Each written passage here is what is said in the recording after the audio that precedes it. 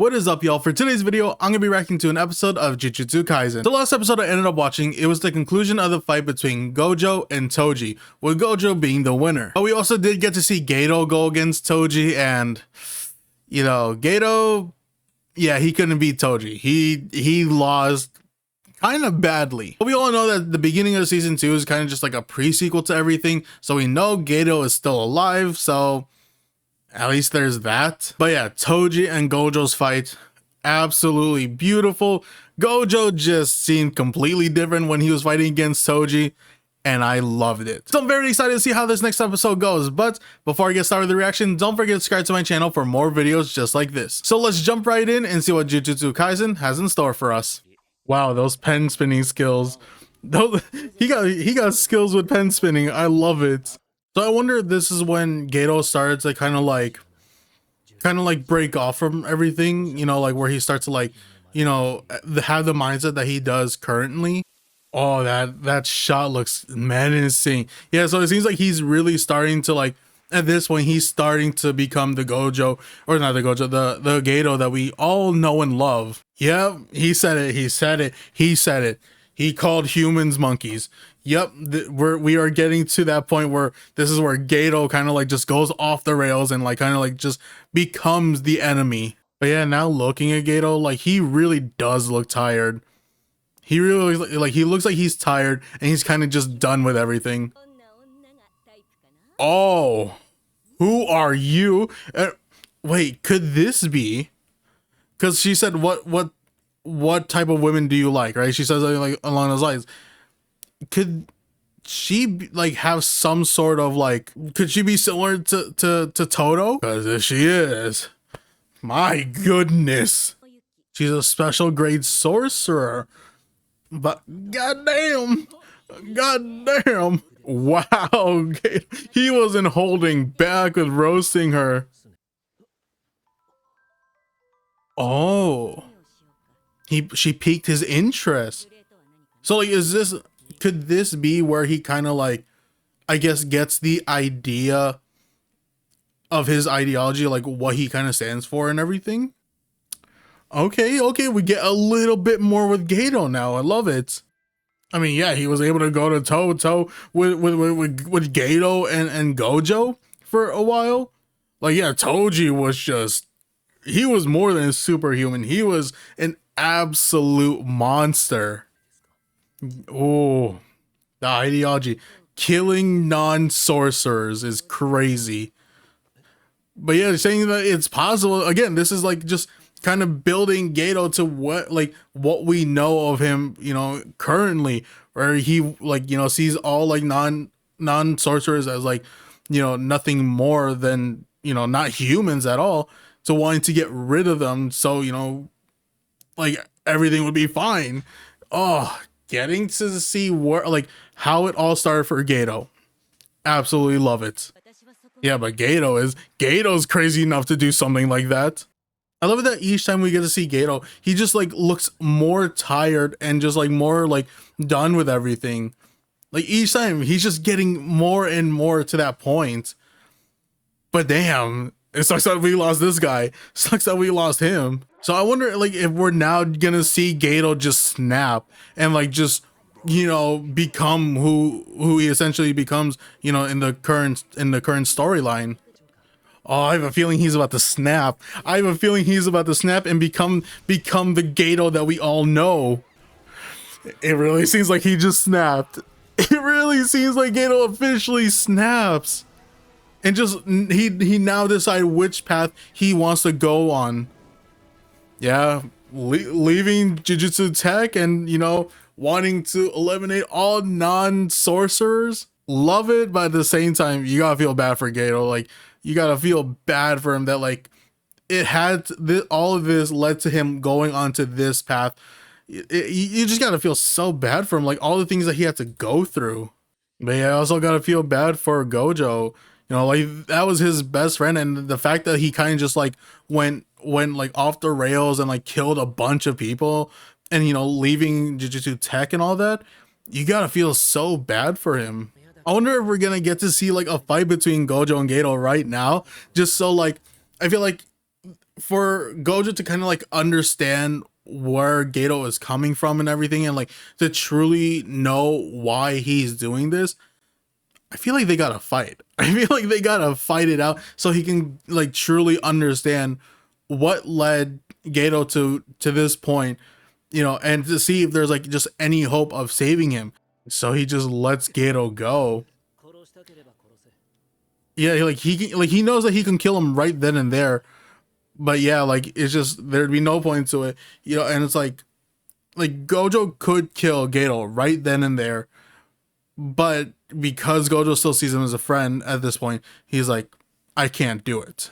Oh, he saved those two girls too. Okay, okay. Like we see them like in the series, right? I'm trying to remember, but it's just been so long. I'm blanking. I feel like we do end up seeing them before, like when they're grown up.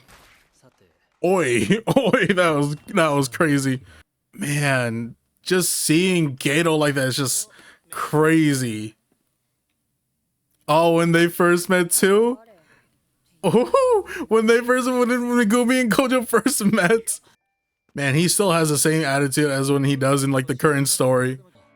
Yeah, and this is when he kind of like starts to like, you know, come up with a group with Yuji, Megumi, why am I blanking on her name? Nobara. I don't know why I blanked on it, but yeah, that's when he essentially started to, you know, group up these kids, you know, so Gojo could do his thing, right? He trained them all to get stronger, to be the strongest and everything.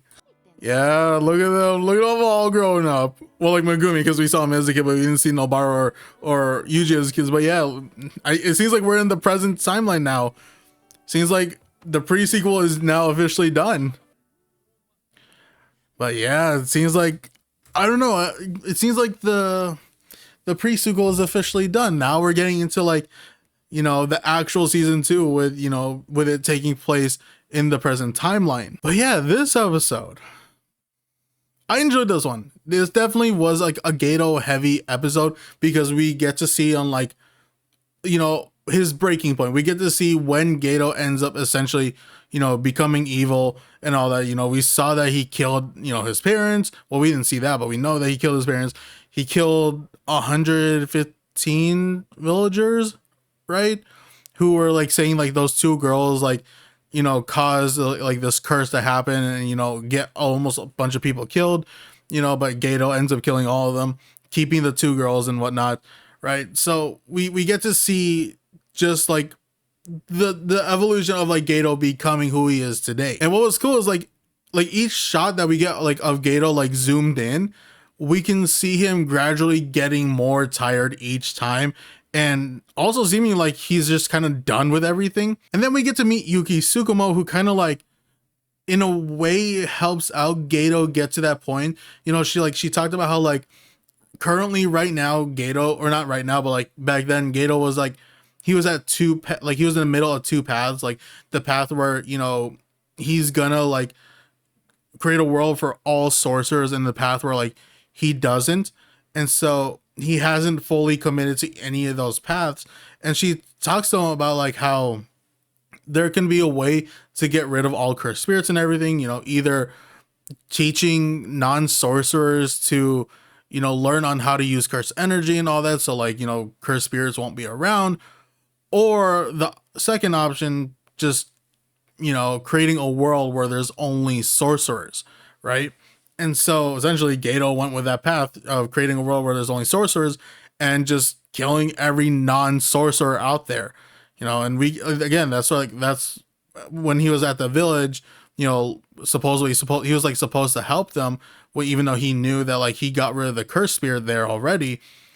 He essentially just finally chose the path that he wants to go on and just get rid of non-sorcerers. Then we had the whole thing with Gojo and Geto, you know, talking about, you know, this world that Geto wants to create. Gojo's like, you know, that's impossible, but then Geto throws it back at him and he's like, are you sure it's impossible? Because you know you can make this kind of world, but you're telling me, someone who can't do it, even though you know for a fact that you can do something like this, right? And so it causes like, you know, this whole thing between Geto and Gojo, or like, you know, it just causes their relationship to strain a lot, to the point where it's like, you know, where we are currently at in the story. Then later we get to see Gojo meet Megumi for the first time and everything, and then, you know, it cuts to like the present time when Megumi's grown up, and then you have Nobara and Yuji there, you know, and it's just like seeing, you know, like the whole thing of what Gojo wants to do, you know, create like, you know, create sorcerers who are strong, you know, who are actually strong. Because, you know, like Geto was telling Gojo, are you the strongest because you're Satoru Gojo, or are you Satoru Gojo because you're the strongest, or something like that, something along those lines. It was kind of like, I don't, you know, I'm sure you know what I'm trying to say, but yeah, like getting to see, you know, where everything kind of like essentially started between like when Gojo and Geto were still, you know, students of Jujutsu Tech, to where we are currently in the story where, you know, Geto is the enemy and Gojo is one of the strongest, if not the strongest, like, you know, sorcerer out there. But yeah, I definitely did enjoy this episode, especially seeing like just what happened, or like, you know, seeing what transpired to where Geto became the Geto that we knew in the series. You know, seeing from like where he started to where, you know, we're currently at in the story. So it's really nice to see, like, just get a little bit of that background information about it. But yeah, it kind of seems like the pre-sequel is officially over, so maybe the next episode will get into like, you know, the actual meat and bones of season 2, which I'm very excited for. But again, pretty good episode, but I pretty much got nothing else to say, so I'm gonna end the video here. Thank y'all for watching. Don't forget to subscribe to my channel for my other reactions, also for my discussion videos. So if you're into any of those, definitely subscribe to the channel, like the video, comment, you know, the whole thing. So with all that being said, again, thank y'all for watching. Until next time, see ya.